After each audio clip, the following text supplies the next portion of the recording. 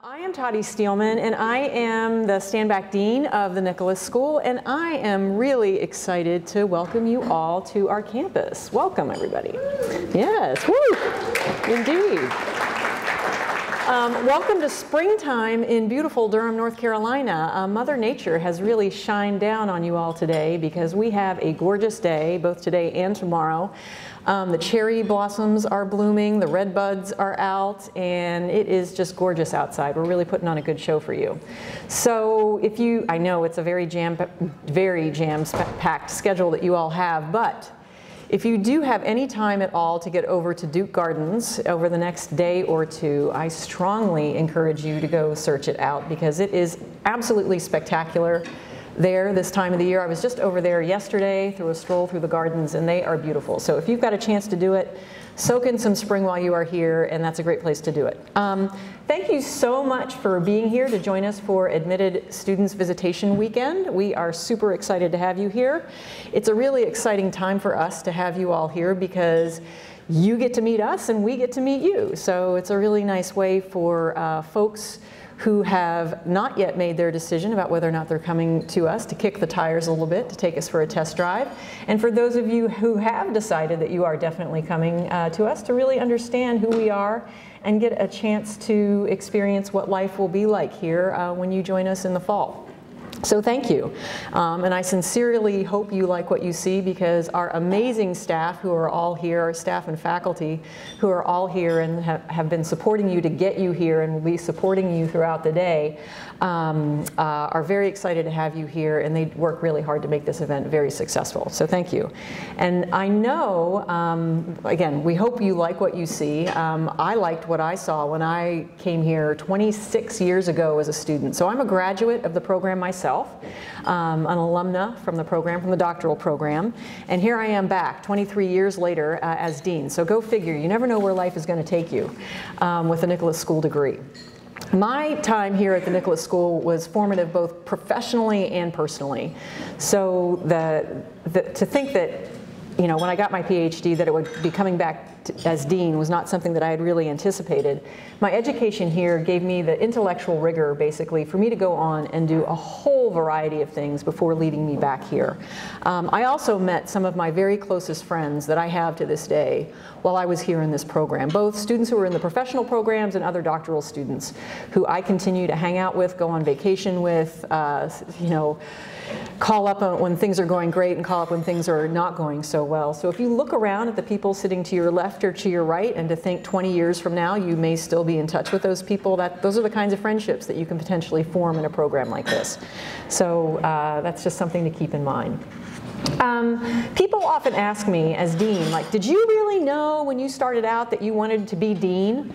And I was like, no, I did not know that at all. It's been a bit of a surprise that I would come back and actually end up being dean of the Nicholas School because I've been on a really long and winding career journey, both before I came to the Nicholas School and after. I left the Nicholas School with my PhD. Before I came to the Nicholas School, after I graduated, so I graduated from West Virginia University. I'm a West Virginia native and graduated and ended up going to work in Washington, D.C.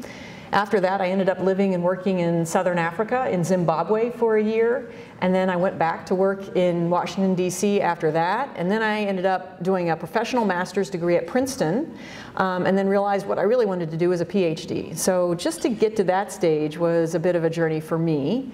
And then after I finished my PhD, I ended up going off and having a variety of faculty positions at the University of Colorado at Denver, was my first one, and then moved back to North Carolina State University for 11 years. And then after that, moved up to the University of Saskatchewan in Canada, which is in central or western Canada, basically.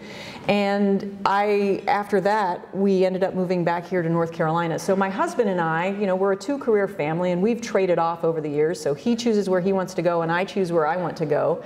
And each time, he has chosen to move back to North Carolina. So third time is a charm. We're back, and we're not going anywhere. So here we are. It's going to stick.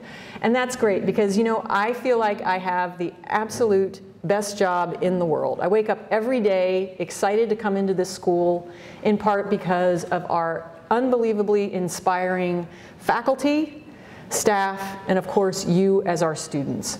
We have a collective purpose to create leaders of global consequence who are passionate about the environment and sustainability. And every day, that is what we do in the Nicholas School. And it is highly motivating, it is part of our mission, and it gives us a sense of passion, it gives us a sense of purpose, and we truly hope you will join us in that particular mission. Very happy that you're all here. You're probably wondering, we have 150 of you here, which is remarkable.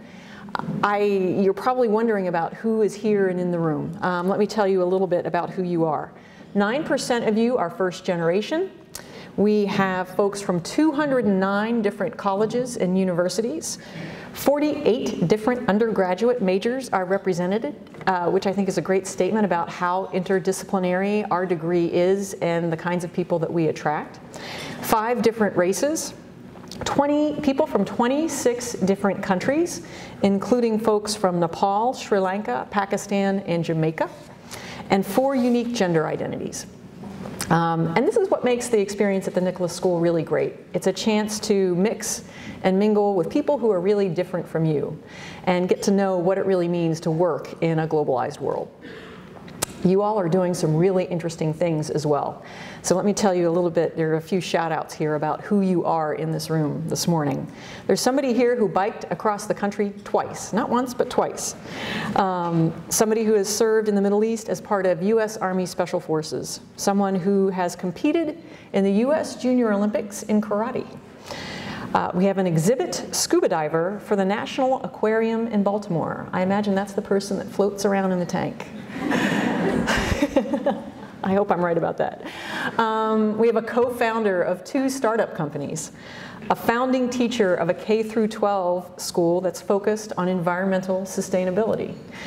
We have someone who has climbed 11 of the 26 mountains in Acadia National Park, including the 5 tallest peaks. Someone who is charged by a 6-foot grizzly bear on a 45-day canoe trip in the Arctic tundra up near Nunavut, Canada, and a certified commercial drone pilot. So you guys are doing some unbelievably, and that's just a small, tiny picture of the amazing things that you guys are doing. So I know that some of you are here and you've already chosen us, and some of you are weighing your options. For either people in either camp, I just want to give you some reasons why we think the Nicholas School is a good choice for you, whether you've made it already or are still on the fence. We want you to be part of this leadership wave, this sort of magnified group of people, of leaders that we put out in the world that wants to effect change. And because we know that's part of our mission, part of our purpose, part of our passion, we really strive to provide the skills necessary to effect change, to spur innovation, and to inspire others. You know, we are about leadership, and so that's part of what we try to do. We also recognize that the world is a complex place, and we embrace that complexity. So the question is, how do we deal with it, and how do you prepare yourself for a career to deal with that kind of complexity? So as part of that, we know that you need transferable skills, right? That means the ability to collaborate, the ability to work in teams, the ability to have detailed and distill your communication when you're trying to convey complex ideas. So those are the kinds of skills that we also work with. Those soft skills, those transferable skills are also something that we place a high emphasis on. We're also located in the area. Is anybody from in the area that knows the area? So most of you, okay, there are a handful of you from this area. Most of you are not from this area. So the Research Triangle Park and environs is an incredibly vibrant sort of collision space for ideas and industry and education. So we are fortunate to be one of many institutions of higher education combined with University of North Carolina, North Carolina State University, of course Duke University, North Carolina Central University. We're all here, and there are opportunities to take advantage of those different educational institutions and what they offer. We are also, the Research Triangle Park is known as a sort of startup haven. There are a lot of large companies that have presence here throughout the Triangle Park, and then we have a lot of innovation cluster in terms of new ideas and people putting together new companies as well. So if you're looking for a place where environmental breakthroughs and other sorts of things are happening, this is it. Our master's degree, so the 2 professional master's degrees that we offer, the Master's of Environmental Management and our Master's of Forestry, pair really well with other programs on this campus. So if you have an interest in law, if you have an interest in business, if you have an interest in public policy, you have the opportunity basically to pursue a paired degree, a dual degree. So if you want to go work in the Sanford School in public policy, or if you want to go to work in the law, want to do something related to law, you have opportunities in the law school. And if you want to do something in business, you have an opportunity with Fuqua, our business school. And those combinations also give you a greater opportunity for career flexibility. So we all know that, you know, the greater tool set that you have in your toolkit career-wise, the more adaptable you can be as the world continues to change around us rapidly. We may be the only, I'm going to go out on a limb here, we are the only school in the world that has both a forest and a marine lab. And I know that you guys are going to get to go out and spend some time in the forest today if you've signed up for that field trip, which I encourage you to do so if you haven't already, because the forest is fantastic. I know, I lived in the forest for 2 years when I was a doctoral student while I was writing my dissertation. I walked my dog there every single day down by New Hope Creek. Anyway, if you get a chance to go out there, do so. Our marine lab down at the coast, 2.5, 3 hours away, is absolutely spectacular. How many of you are CEM, interested in CEM? You all are so lucky. You're going to get to spend some time down at the Marine Lab, and everybody who's sitting near someone who just raised their hand, make friends with them, because you're going to want to go down there and hang out there. I promise. So get to know the Marine Lab while you're here. Truly spectacular area, a very different vibe, smaller community, really tight-knit, and doing spectacular things in terms of our research on behalf of our students and our faculty down there, tackling some of the world's most challenging environmental or ocean-based and marine problems, and creating some very innovative solutions. So it's not just about the problems, it's about finding the solutions as well. The Duke Forest, 7,000 acres, I've already kind of sold that a little bit, used for research and teaching, as well as strolling and dog walking. Our alumni give back to our students in a variety of ways. We feel like our alumni are a huge part of what we value as the Nicholas School. They serve as mentors, they help our students get jobs, they host internships, they are employers, they are part of our professional networking network, they act as career advisors. So in many, many ways, our alumni are involved, continue to be involved in the school, and are very passionate about the work we continue to do. I like to think that our alumni network is completely unparalleled. We are 5,000 strong in terms of folks who are already out in the world, effecting change, doing amazing things, incredibly inspiring. This network will not only serve you well as a student, but for many years to come in your professional endeavors. We are highly committed to a diverse and inclusive community.